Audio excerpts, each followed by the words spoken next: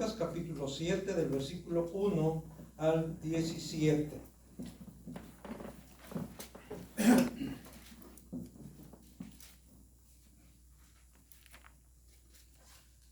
Le voy a dar lectura a la palabra del Señor ahí en Lucas 7 del 1 al 17 en la Biblia Reina Valera 1960, y dice de la siguiente manera: después que hubo terminado todas sus palabras al pueblo que le oía, entró en Capernaum, y el siervo de un centurión, a quien éste quería mucho, estaba enfermo y a punto de morir. Cuando el centurión oyó hablar de Jesús, le envió unos ancianos de los judíos, rogándole que viniese y sanase a su siervo. Y ellos vinieron a Jesús y le rogaron con solicitud, diciéndole: es digno de que le concedas esto, porque ama a nuestra nación y nos edificó una sinagoga. Y Jesús fue con ellos. Pero cuando ya no estaban lejos de la casa, el centurión envió a él unos amigos diciéndole: Señor, no te molestes, pues no soy digno de que entres bajo mi techo, por lo que ni aún me tuve por digno de venir a ti. Pero di la palabra y mi siervo será sano. Porque también yo soy hombre puesto bajo autoridad y tengo soldados bajo mis órdenes. Y digo a este: ve y va, y al otro: ven y viene, y a mi siervo: haz esto, y lo hace. Al oír esto, Jesús se maravilló de él, y volviéndose dijo a la gente que le seguía: os digo que ni aún en Israel he hallado tanta fe. Y al regresar a casa, los que habían sido enviados hallaron sano al siervo que había estado enfermo. Aconteció después que él iba a la ciudad que se llama Naín, e iban con él muchos de sus discípulos y una gran multitud. Cuando llegó cerca de la puerta de la ciudad, he aquí que llevaban a enterrar a un difunto, hijo único de su madre, la cual era viuda, y había con ella mucha gente de la ciudad. Y cuando el Señor la vio, se compadeció de ella y le dijo: no llores. Y acercándose tocó el féretro, y los que lo llevaban se detuvieron. Y dijo: joven, a ti te digo, levántate. Entonces se incorporó el que había muerto y comenzó a hablar, y lo dio a su madre. Y todos tuvieron miedo y glorificaban a Dios diciendo: un gran profeta se ha levantado entre nosotros, y Dios ha visitado a su pueblo. Y se extendió la fama de él por toda Judea y por toda la región de alrededor. Amén. Que el Señor añada bendición a su palabra en esta hora, y vamos a reflexionar un poco sobre estos pasajes, estos dos episodios, dos acontecimientos que nos narra el Evangelio según San Lucas. La primera parte de esta exposición es la autoridad de Jesús sobre la enfermedad. Vamos a ver algunos aspectos aquí, algunos detalles importantes. Primero podemos notar que la actitud de Jesús es de empatía y condescendencia hacia, en este caso, hacia la gente, hacia las necesidades de la gente. Dice ahí del versículo 1 al 6, voy a leer nuevamente Lucas 7, del 1 al 6. Dice: después que hubo terminado todas estas palabras al pueblo que le oía, entró en Capernaum. Y el siervo de un centurión, a quien éste quería mucho, estaba enfermo y a punto de morir. Aquí notamos que este era un hombre importante, un hombre de autoridad, un centurión. También dice que tenía un siervo a quien este centurión amaba mucho, quería mucho, apreciaba mucho. Esa es la idea. Y este siervo del centurión estaba enfermo, dice, a punto de morir. Y esto, por supuesto, que preocupó, angustió al centurión. Y sigue diciendo ahí el versículo 3. Cuando el centurión oyó hablar de Jesús, le envió unos ancianos de los judíos, rogándole que viniese y sanase a su siervo. Y ellos vinieron a Jesús y le rogaron con solicitud, diciéndole, es digno de que le concedas esto, que fuese y sanase a su siervo que estaba a punto de morir. Dice, porque ama a nuestra nación y nos edificó una sinagoga. Y Jesús fue con ellos. Hasta ahí. Y Jesús fue con ellos. Estamos diciendo que la actitud de Jesús es de empatía y condescendencia, mas no es mercenaria. ¿Qué se entiende por mercenaria? En el sentido de hacer algo por dinero, de hacer algo por interés, de hacer algo por economía o por obtener beneficios personales. Jesús no era esa clase de individuo. Jesús no era esa clase de persona. Él se compadece de la gente. Él se compadece de las multitudes. Incluso dice que al ver las multitudes, tuvo compasión de ellas porque estaban dispersas como ovejas que no tenían pastor. Y aquí vemos que Jesús conocía la situación que estaba viviendo este centurión ahí en su hogar, en su casa. Jesús sabía cuánto apreciaba a su siervo este centurión. Jesús sabía también lo que este centurión había hecho a favor de la comunidad judía de Capernaum. Aquí, hermanos, yo quiero señalar algo, que muchas veces nosotros cuando oramos, cuando nos acercamos a Dios, parece que le estamos presentando un informe a Dios, como si Él no supiese de lo que está aconteciendo, de lo que está pasando. Incluso a veces decimos, te doy gracias, Señor, porque me permitiste ir y compartir con esa persona, y porque esta persona pudo responder y decir que sí, y empezamos nosotros a darle un informe a Dios, cuando en realidad Dios ya sabe, y lo único que tenemos que hacer es darle gracias a Dios por la oportunidad que nos dio de estar con esa persona, de compartir. Dios no necesita informes de parte nuestra, hermanos. Dios necesita que nos acerquemos a Él con confianza, con humildad, pero a la vez con confianza. Y sin embargo, estas personas, recuerden, ellos no sabían realmente quién era Jesús. Aunque el centurión había oído hablar de Jesús y sabía que Jesús había hecho muchos milagros, eso le motivó a enviar a estos judíos, a estos ancianos judíos, para que intercediera delante de Jesús por él. Y muchos toman esto como un principio en que necesitamos intercesores delante de Jesús, necesitamos intercesores delante de Dios. Ahora, sí necesitamos un intercesor, y ese intercesor es Cristo delante de Dios, pero con Jesús no necesitamos ningún intercesor. Él mismo dice, venid a mí todos los que estéis trabajados y cargados, que yo los haré descansar. Nosotros debemos ir directamente a Jesús. Él nos invita en Juan 14:6, yo soy el camino, la verdad y la vida, y nadie viene al Padre si no es por mí. Él nos invita a ir a Él, sin intermediarios, sin intercesores. Él es nuestro intercesor. La Biblia dice claramente que hay un solo mediador entre Dios y los hombres, Jesucristo, hombre. Pero entre Jesucristo y nosotros no hay ningún mediador, no hay ninguna mediadora. Podemos ir en fe. Por eso el autor a los Hebreos dice que debemos acercarnos confiadamente al trono de la gracia. Confiadamente ahora podemos hacerlo.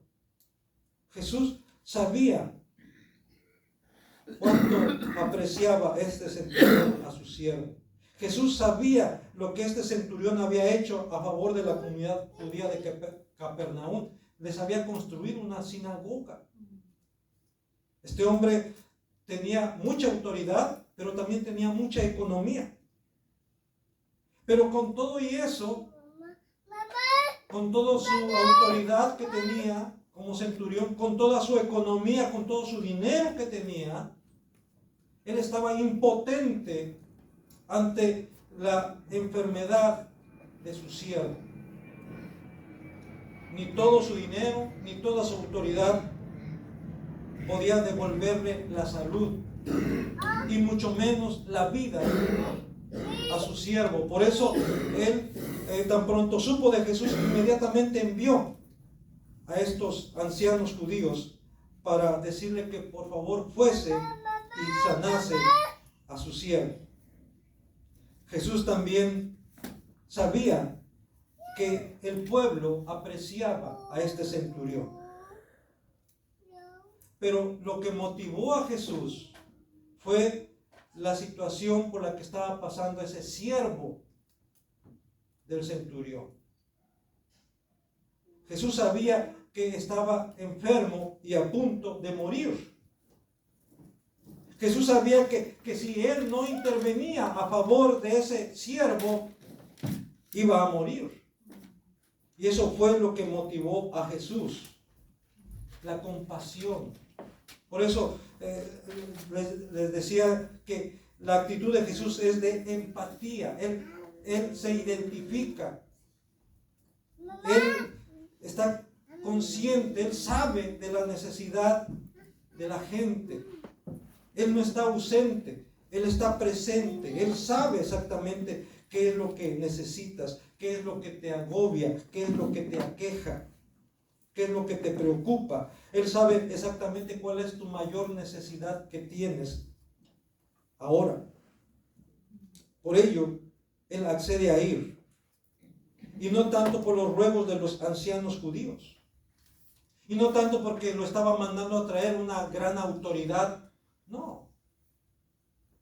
A Jesús eso no lo impresionaba, eso no lo intimidaba, eso no lo forzaba, no lo obligaba. No. Lo que le llevaba era su compasión, su amor. Y actualmente eso es lo que motiva al Señor para recibirnos. Su compasión, su amor, su misericordia. También aquí, hermanos, podemos nosotros notar la actitud del centurión. Primero mencionamos la actitud de Jesús, pero también es necesario ver cuál es la actitud del centurión. La actitud del centurión es de confianza, pero también de respeto. Voy a leer la segunda parte del versículo 6 al versículo 8 de Lucas 7. Dice: pero cuando ya no estaban lejos de la casa, el centurión envió a él unos amigos diciéndole: Señor, no te molestes, pues no soy digno de que entres bajo mi techo, por lo que ni aún me tuve por digno de venir a ti, pero di la palabra y mi siervo será sano. Porque también yo soy hombre puesto bajo autoridad y tengo soldados bajo mis órdenes, y digo a este: ve y va, y al otro: ve y viene, y a mi siervo: haz esto, y lo hace. Aquí algunos dirían: ¿qué clase de hombre es este que ni siquiera va a ver a Jesús, ni siquiera va a encontrar a Jesús? Que se creía muy consideraba que Jesús no merecía su atención, que Jesús no merecía que fuese él personalmente para verle, para pedirle, para encontrarle. Pero vemos aquí mismo la respuesta. ¿Por qué no lo hizo? Dice: porque no se sentía digno de que Jesús entrase en su casa. Aquí hay que entender el contexto social de ese tiempo. Ese centurión era un gentil. Jesús era un judío. Jesús era al menos era considerado como un rabí. Y este centurión está bien consciente de que los judíos tenían sus reservas con los gentiles, de tal manera que no podían relacionarse con ellos porque se contaminarían los judíos. Esa era la mentalidad de los rabinos. Por eso ellos no convivían con la gente y mucho menos con los gentiles. Y el centurión estaba viendo esa situación y por eso él consideró que no era conveniente, y por respeto a Jesús, por eso él no fue a buscarlo, por eso él no buscó ese contacto con Jesús, no por falta de educación, no por menospreciar a Jesús, sino al contrario, por la alta estima que este centurión sentía por Jesús, de tal manera que él mismo no se sentía digno de estar ante la presencia de Jesús, que él mismo no se sentía digno de que Jesús entrara a su casa, porque él conocía esa mentalidad que había entre los judíos, especialmente entre los rabinos judíos. El otro día yo les decía que según algunos dicen que un judío cuando en la mañana lo primero que hacía era darle gracias a Dios, una, porque no había nacido mujer; dos, porque no había nacido gentil. Esas eran dos razones principales por las cuales daba gracias a Dios: por no haber nacido mujer y por no haber nacido gentil. Y una tercera más que ahorita no me acuerdo cuál era, pero esas dos cosas, imagínense, esa era la mentalidad. Y por eso este centurión manifiesta, como dije antes, su confianza en Jesús, pero también su respeto por él. Reconoce la autoridad, o más bien la majestad de Jesús. Él era un hombre de autoridad, un centurión. Por encima de él, pues ya sería un general. Tenía muchos hombres bajo su autoridad. Como dije antes, tenía dinero, tenía recursos. Pero con todo y eso, él reconoce por encima de él la autoridad de Jesús, la dignidad de Jesús, la realeza de Jesús, la majestad de Jesús.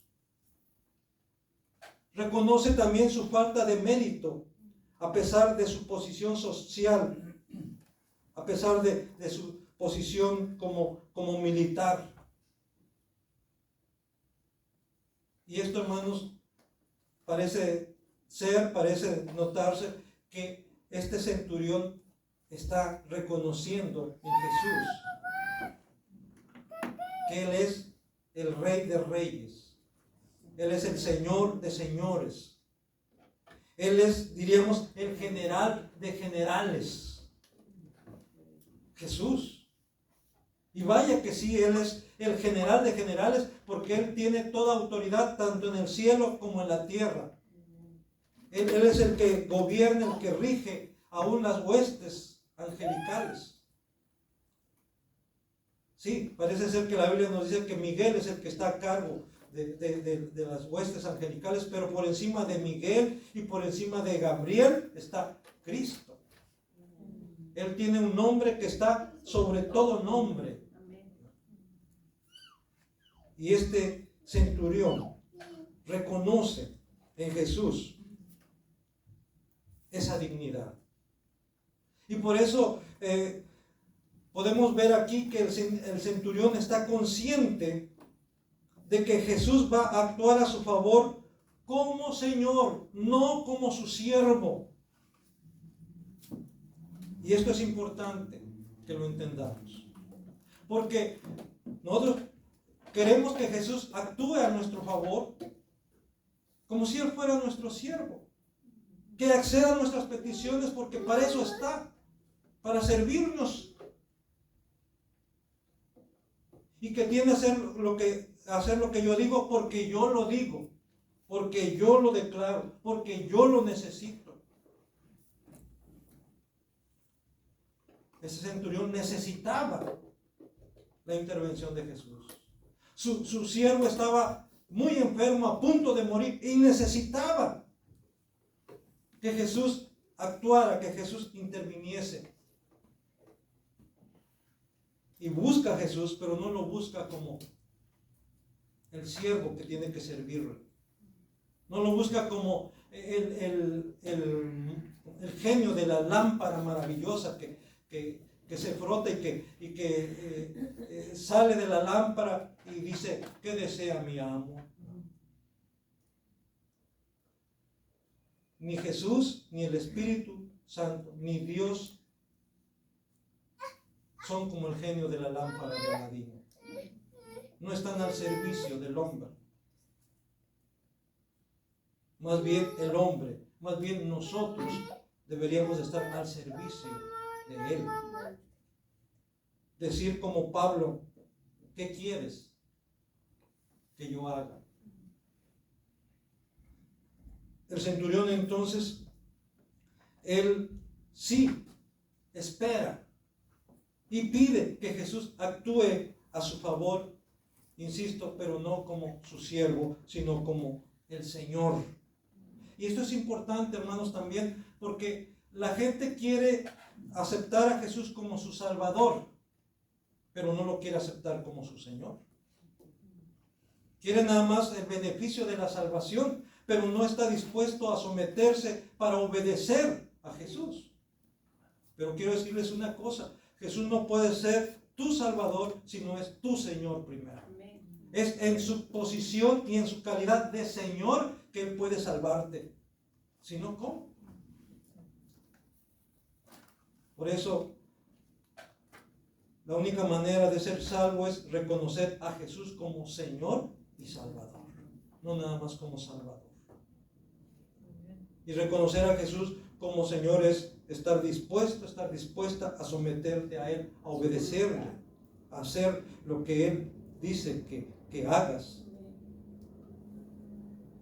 El hecho de que el centurión no haya venido personalmente a ver a Jesús, como dije antes, no debe ser vista como una falta de respeto o mala educación de parte de este centurión, sino más bien debe de verse como una profunda muestra de respeto y humildad, pero sobre todo de confianza en el Señor Jesús.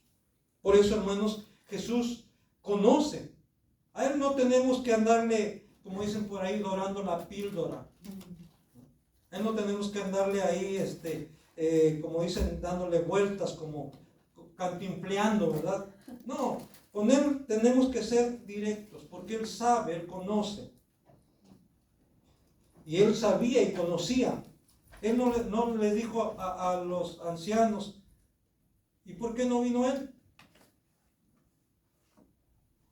Si de veras considera que yo puedo hacer algo, ¿sí? ¿Por qué no dio la cara? ¿Por qué no vino Él personalmente? No, Jesús no cuestiona esto. Él, como dije antes, es movido al ver la necesidad por la que está pasando el siervo del centurión, por la situación que está viviendo el centurión mismo. Y por eso dice en el versículo 9 y 10, al oír esto Jesús, al oír la manera en que este centurión se expresa, voy a leer nuevamente el versículo 8 en adelante. Porque también yo soy hombre puesto bajo autoridad y tengo soldados bajo mis órdenes. Y digo a este, ve y va, y al otro, ven y viene, y a mi siervo hace esto y lo hace. Al oír esto, Jesús se maravilló de él. Y volviéndose, dijo a la gente que le seguía, os digo que ni aún en Israel he hallado tanta fe. Os digo que ni aún en Israel he hallado tanta fe, dice el Señor. Jesús elogia la fe de este centurión. Y no solamente elogia la fe, sino también le concede su petición. Por eso dice el versículo 10, y al regresar a casa, los que habían sido enviados hallaron sano al siervo que había estado enfermo. En esos momentos Jesús sanó al siervo que había estado enfermo. Ya no estaba más enfermo. Es de notar esto. Hallaron sano al siervo que había estado enfermo. ¿Qué significa esto? Que estaba ¿qué? Completamente sano, sin secuelas de la enfermedad. Y eso demuestra entonces que Jesús intervino directamente, aunque no lo tocó, aunque no entró a donde él estaba, simplemente como lo dijo el centurión, di la palabra, nada más. Di la palabra y mi siervo sanará, sin importar la distancia, sin importar la hora, solo di la palabra. Hermanos, es lo que tenemos que decirle al Señor. De esa manera tenemos que acercarnos a Él, con esa confianza. Para Él no hay obstáculos. Alguien decía por ahí que el único obstáculo que podemos presentarle a Jesús es nuestra incredulidad. La incredulidad. Es lo que, pero dice, pero al que cree, ¿qué? Todo le es posible. Al que cree, a la que cree, todo le es posible. ¿Por qué? Porque al igual que este centurión puede decirle a Jesús, solo di la palabra. Solo es que tú quieras, Señor. Si tú quieres. Por eso también cuando se acercaban a Jesús y demandaban de él o pedían de él algo, Señor, si tú quieres. ¿Y qué decía Jesús? Quiero, sé sano. Así, no en demanda, no en exigencia. Es importante entonces, hermanos, que si vamos a pedirle a Dios por alguna necesidad, nos acerquemos a Él con confianza y con respeto. Estos dos elementos son importantes, porque muchas veces, no, es que yo tengo mucha confianza con Él, somos bien cuates con Él, Él sabe, ¿verdad? Hay quienes no, pues, hasta le dicen a Jesús Chuchito, ¿verdad? Es una falta de respeto. Él no es Chuchito. Él es Jesucristo, Él es Jesús. Y su nombre está sobre todo nombre. Y por eso tenemos que mostrar respeto. La confianza no nos lleva a la falta de respeto. En el caso con Dios, con mayor razón, debemos tener confianza y respeto con Él. Pues por el tiempo, hermanos, voy a dejar pendiente la segunda parte de este pasaje, cómo Jesús demuestra su autoridad sobre la muerte. Aquí Él sana a un enfermo que está a punto de morir, y en el siguiente pasaje del 11 al 17, Jesús resucita a un muerto. Y en otro, aquí mismo podemos nosotros ver que Él también tiene autoridad aún sobre la naturaleza y aún sobre los demonios. Aquí en los evangelios encontramos eso, sobre todo en el evangelio de Marcos, cuando se ve ahí como Él demuestra su autoridad sobre la naturaleza y aún sobre los demonios, sobre la muerte también. Y sobre todo, Él mismo se levantó de entre los muertos.